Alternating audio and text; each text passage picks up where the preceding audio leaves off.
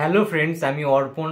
আজকের আমরা একটা কম্পারিজন ভিডিও করছি, নট আর নেগেটিভ কিছু, বাট আমার সাদা মনে কিছু প্রশ্ন ছিল রঘু ডাকাতকে নিয়ে। যেহেতু দেবী চৌধুরানীর টিজার রিলিজের পরের দিন রঘু ডাকাতেরও টিজার চলে এসছে, আমরা প্রত্যেকেই জানি। এবং তার ফলে কি হয়েছে, রঘু ডাকাতকে নিয়ে এমন হাইপ সৃষ্টি করা হয়েছে যে দেবী চৌধুরানী নাকি ফিকে হয়ে গিয়েছে, দেবী চৌধুরানীর থেকে নাকি রঘু ডাকাতের টিজার বেশি ভালো হয়েছে।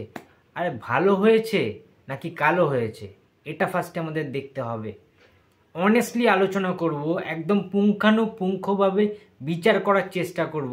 আলটিমেট বিগ বাজেটের ছবি, আলটিমেট গ্র্যান্ডারের ছবি, আলটিমেট অরিজিনাল ডাকাতের গল্প কোনটা, রঘু ডাকাত নাকি দেবী চৌধুরানী, সেটা নিয়ে বেসিক্যালি আজকে আলোচনা হবে। অনেকেই বলছে রঘু ডাকাত নাকি দেবী চৌধুরানীর বাপ।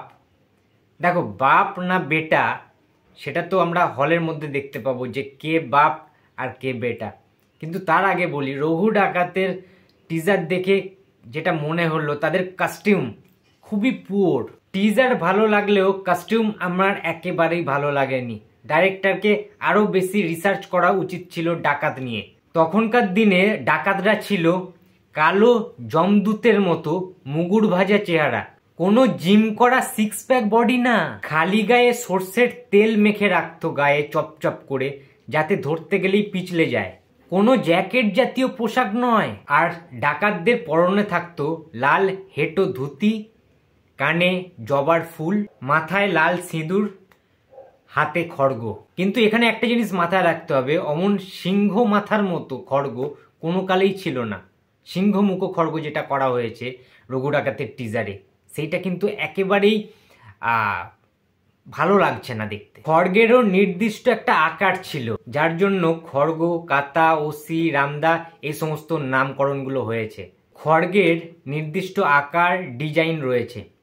ওই রকম রঘু ডাকাতের টিজারে যে খড়গটা দেখানো হয়েছে দেবদার হাতে, অমন সিংহমুখো খড়গ কালী পুজোয় থিমের ঠাকুরের হাতে থাকে। কিন্তু এটার যা কস্টিউম, বিদেশি কাউবয় লাগছে। রঘু ডাকাতের টিজার দেখে দেবদাকে বাংলার ডাকাত একেবারেই মনে হচ্ছে না। সরি টু সে, আরেকটু পড়াশোনা রিসার্চ দরকার ছিল রঘু ডাকাত বানানোর আগে। আসলে ঘরের মধ্যে স্টুডিও বানিয়ে গ্রিন স্ক্রিন করে সেখানে একটা সেট বানিয়ে সেখানে এই সমস্ত শুটিং কমপ্লিট করে দেওয়া, এটা না বড্ড চোখে পড়ছে। দেবী চৌধুরানীর ক্ষেত্রে কিন্তু ব্যাপারটাই অন্যরকম। আউটডোরে গিয়ে শুটিং হয়েছে, অরিজিনাল লোকেশানে তারা গিয়ে শুটিং করেছে, বিভিন্ন প্রান্তে বিভিন্ন জায়গায় আউটডোর শুটিং কিন্তু হয়েছে দেবী চৌধুরানীর। সুতরাং বাজেটটা খুব চোখে পড়ছে। রঘু ডাকাত দেবী চৌধুরানীর বাপ, এটা অনেকে বলছে, দেবিয়ান্সরা, দেব ফ্যান্সরা, কিংবা অনেক ইউটিউব ক্রিটিক থেকে শুরু করে ইউটিউব রিভিউয়াররা দেখতে পাচ্ছি। দেখো, দেবী চৌধুরানীর অনেক কিছু রঘু ডাকাত কপি করেছে। রঘু ডাকাত দেবী চৌধুরানীর পরে তার টিজারটা এসছে, আমরা সবাই জানি।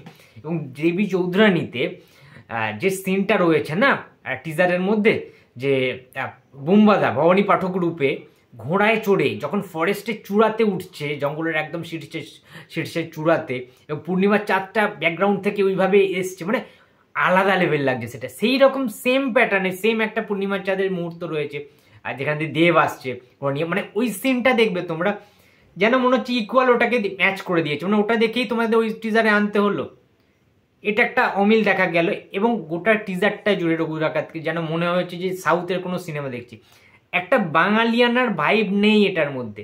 কিন্তু দেবী চৌধুরানীর টিজারটা তোমরা যদি দেখো, পিওর বাঙালিয়ানা রয়েছে টিজারটার মধ্যে, যেটা দেখতে ভালো লাগছে। প্রসেনজিৎ চট্টোপাধ্যায়ের প্রত্যেকটা মনোলগ, ঠিক আছে, সেই মনোলগগুলো শুনতে ভালো লাগছে। ওই যে বিট, ওই যে ব্যাকগ্রাউন্ড স্কোর, ঠিক আছে, একটা সেই বাঙালিয়ানা কিংবা উলুধ্বনি, প্রত্যেকটা জিনিস। এবং যে গ্র্যান্ডারে শ্যুট করা হয়েছে, নদীর মধ্যে থেকে যে পরপর সারি সারি নৌকাগুলো বয়ে চলেছে, সেই যুগে ফিরিয়ে নিয়ে যাচ্ছে আমাদের 1770 সালে।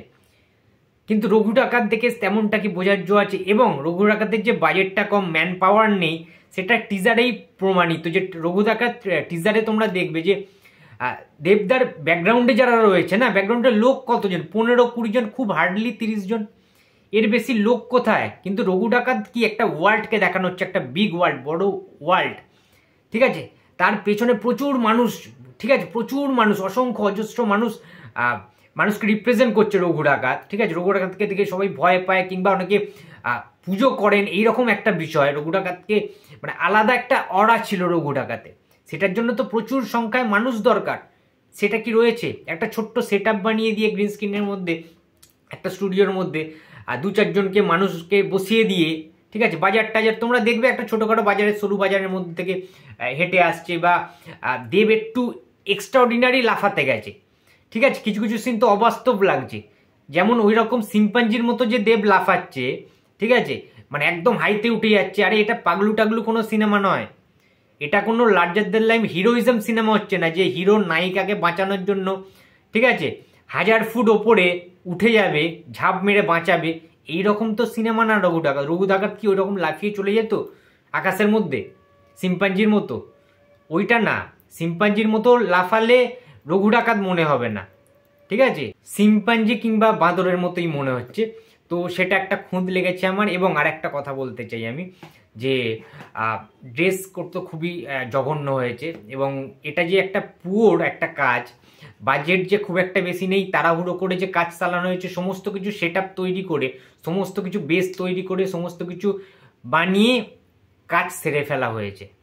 এক্সট্রা অর্ডিনারি খাটা পরিশ্রম করা কিংবা ওরকম কিছু হয়নি। আর দেবকে সত্যি কথা, যে যখন হেঁটে হেঁটে আসছে না দেব, মানে মনে হচ্ছে চ্যালেঞ্জের দেব কিংবা একদম হিরো দেব আর কি, নায়ক। আরে এখানে অভিনেতা রঘু ডাকাতকে প্রকাশ করতে হবে, ঠিক আছে, দেব তো অভিনেতা হিসেবে কাজ করছে রঘু ডাকাত করার সময়, নাকি কোনো হিরো হিসাবে নায়ক হিসাবে কাজ করছে। নায়ক নায়িকার কি আইটেম সং থাকবে না রোমান্টিক সং থাকবে এখানে?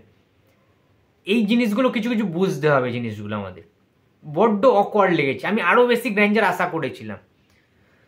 তো যাই হোক, বেশি কিছু বাড়াতে চাই না। অনেকে যেটা বলছে সেই জন্য ভিডিওটা বানাচ্ছি, যে কে কার বাপ। অনেকে বলছে না যে রঘু ডাকাত দেবী চৌধুরানীর বাপ, দেবী চৌধুরানীকে 100 বার গিলে খেয়ে নেবে রঘু ডাকাত, দেবী চৌধুরানীকে হারিয়ে দেবে রঘু ডাকাত, অনেকে এই সমস্ত কথাবার্তা বলছে দেখছি। তো সেই কারণেই ভিডিওটা তৈরি করলাম, যে একটু আলাদা করে ডিটেলসে ডেসক্রাইব যদি করা যায়, ভিডিওটা ব্রেকডাউন যদি করা যায়, যে দুটো টিজারের মধ্যে হিউজ ডিফারেন্স রয়েছে, অনেক তফাৎ রয়েছে, সেগুলোর জন্য ভেঙে ব্রেকডাউন করে দিলাম।